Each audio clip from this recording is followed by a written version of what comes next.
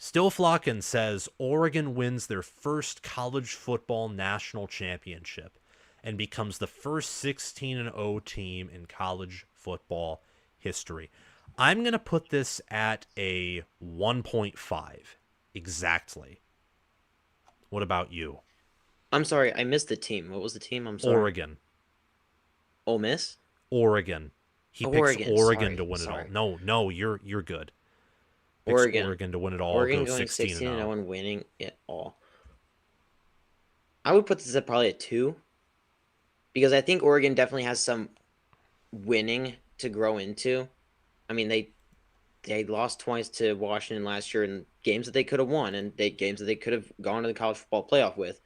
That team could have gone to the college football playoff last year. Of course, I think their roster is better this year with the transfers that they've brought in.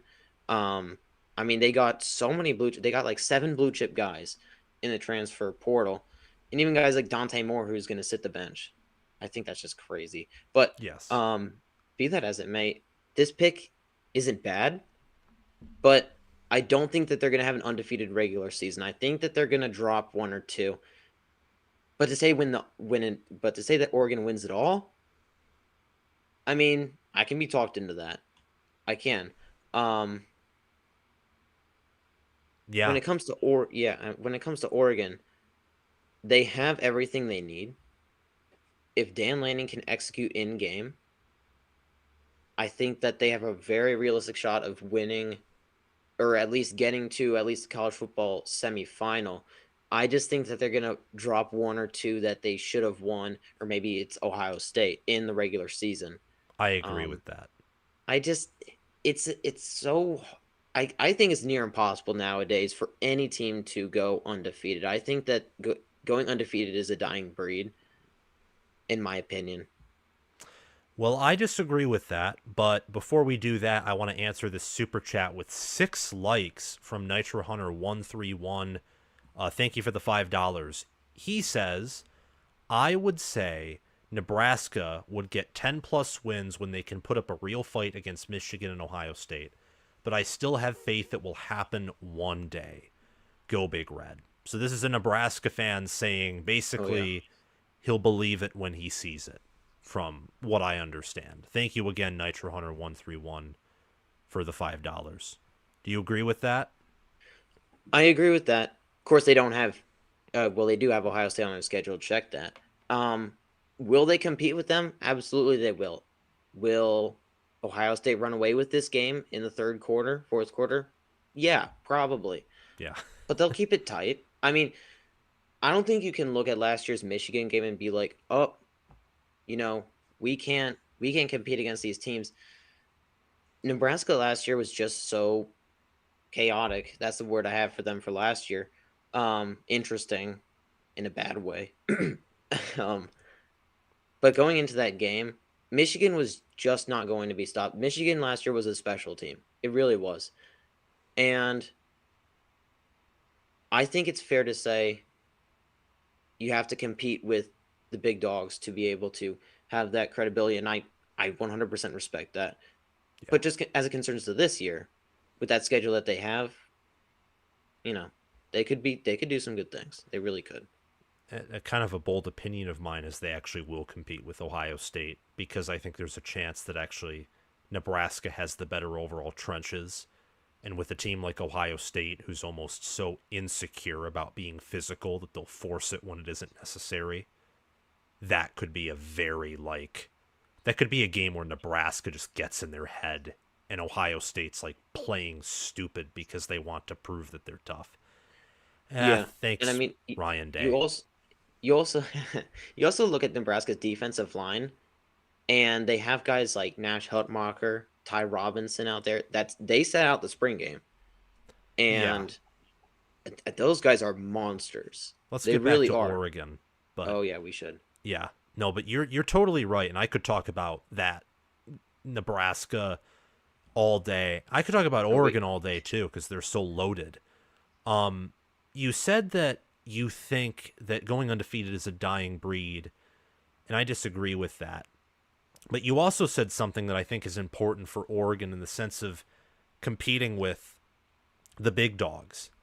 And Dan Lanning hasn't, he's competed with them, but he hasn't beaten them yet at Oregon, losing to Georgia and losing to Washington every time out of the 3 times that he's played them, and not winning, the Pac 12 yet, which is understandable. It's year 2, but he has yet to really have this key, uber impressive wow win yet.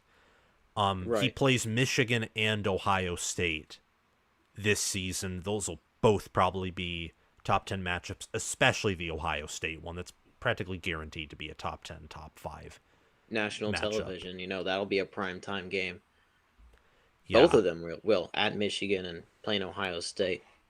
Man, those are going to be fun. I cannot wait for the college football season. I don't know about you, but I Oh, wish I it can't started either. I wish it started yesterday, man. Anyway, Oh no, it's that's perfectly understandable. Who do you think Oregon matches up with better? Like not home or away, just neutral field, like Michigan or Ohio State. Like who do you think they match up with better? I think that they match up. You see, this is a tough question because I think Ohio State's better than Michigan talent Yes. wise this year. But I think that they might match up with Ohio State a little bit better because Oregon, I think they're very good in the trenches. I don't think they're elite, and I think that's where Ohio State is as well. Um, so I think they're going to level the playing field there. But if you take into account Michigan's trenches, I think Michigan's trenches would stomp all over Oregon's trenches most days of the week. So in that respect, I think that they match up with Ohio State really well. Also, the fact that Ohio State doesn't have like a number, they don't have that Chase Young type of player on their defensive line that can just absolutely wreak havoc. They have some guys there, but I'm not sold on their pass rush yet. And if that Oregon offensive line can give Dylan Gabriel some time with the skill position players that Oregon has and the style of offense that Oregon runs, I think that they will be able to put up a lot of points on Ohio State. Um, and then defensively, I think they match up a little bit too. I think they match up with Michigan equally on defense as Ohio State, but I think offensively they match up better with Ohio State's defense rather than Michigan's defense. I'd agree with that totally. Um, Ohio State has a better secondary than Michigan. Michigan has a better D line, and Oregon's offense is just so good that just balances out. But in the trenches, Michigan matches up better with Oregon than Ohio State would, and Michigan, yeah, Michigan's offense, I'd even say, with their ground game and O line, depending on how good Oregon's secondary is, that would actually be very interesting to see that play out. Yeah. I don't think that Michigan would actually stomp all over Oregon in the trenches. I think they'd beat them, but having watched their spring game, I've been very impressed with Oregon's trench play. I think they're going to enter the Big Ten as one of the most physical teams. I think their problem, their questions are actually somewhat coaching wise. Dan Lanning being overly aggressive. I don't think that'll work Yeah. against Big Ten defenses. I think that could quickly. That's a good, like what happened against Washington in the regular season, where they let them in. They kind of let them back in that game. That's a very good way, whether you're at home against Ohio State and you want to take all the momentum out of the crowd, is like run a stupid fourth down play call, or you're on the road against Michigan and just take a field goal and you might put it away, but they go for it because they want to win by double digits and Michigan gets the ball back and they win. Those, I love going for it on fourth down, especially on like fourth and short and running it like what Michigan has done all the time for the past 3 seasons. But you can't overwork that. Otherwise, you just lose it. That's Yeah. my biggest question for them, honestly, is kind of that. And also just their upside in total at secondary and I would say defensive line. And they also do lose some O line players. But I listed this as a 1.5 because I can totally see them going 16-0. 100%. Going undefeated, I don't think is dead. I think it'll be obviously harder because more games means there's a better chance that, someone messes up and you need more depth. But Oregon's worked the portal very well. They've recruited at a high level. They have a good culture. They've retained guys. And they have a great NIL structure. So if they want anyone to stay, they will make sure that they stay Oh yeah. with Phil Knight and that money. And their schedule outside of Michigan and Ohio State isn't too bad either. Oh yeah. I'm looking Those at are it right now. yeah, those are their toughest games. And it's not like Michigan's schedule where you have a Texas or a USC added on. I mean, they do have at Wisconsin. That could be a game where if they're exhausted or if they're looking a little bit ahead, that could be dangerous. But I don't know. Yeah. Um, I mean, they do have Washington as their rival there. I think they should handle Washington, but you never know.